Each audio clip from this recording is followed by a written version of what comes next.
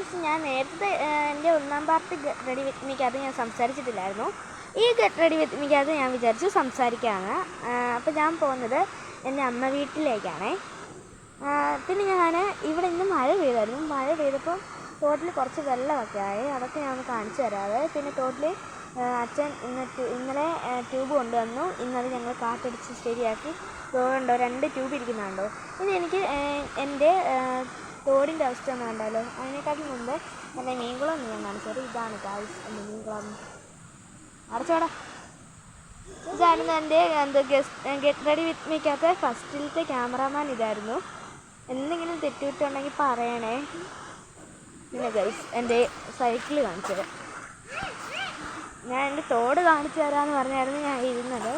ഇനി സൈക്കിൾ കാണിച്ചു തരാവേ. വെള്ളമൊന്നുമില്ല. ഞാനിപ്പോൾ അങ്ങോട്ടേക്ക് നടക്കുകയാണ് തോട്ടിലേക്ക്. പിന്നെ ഫ്രണ്ട്സ്, തോടെത്തി. ഇതാണ് കേട്ടോ തോട്. ഇവിടെയാണ് ഞങ്ങൾ കുളിക്കുന്നത്.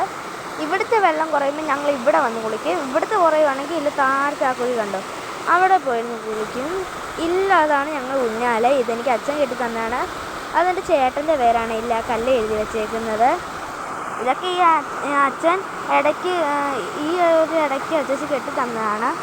ഇതുവരെയായിരുന്നു ഞങ്ങൾ നേരത്തെ കയറി വന്നുകൊണ്ടിരുന്നത്. പിന്നെ ഈ പടി ഈ ഇടയ്ക്കായിരുന്നു കെട്ടിയത്. എൻ്റെ കാല് ചെറുതായിട്ടൊന്ന് മണ്ണായി. അതൊന്ന് കഴുകി എടുക്കണം. ഞാൻ കഴുകാൻ വന്നതാണ്. പ്ലീസ് എങ്ങനെ ഗെറ്റ് റെഡി വിത്ത് മീയും ഒക്കെ വീഡിയോ ഒക്കെ എടുക്കുന്നതെന്ന് എനിക്കൊന്ന് പറഞ്ഞു തരണേ. എനിക്ക് സത്യത്തിൽ എനിക്കറിയത്തില്ല സംഭവമൊന്നും.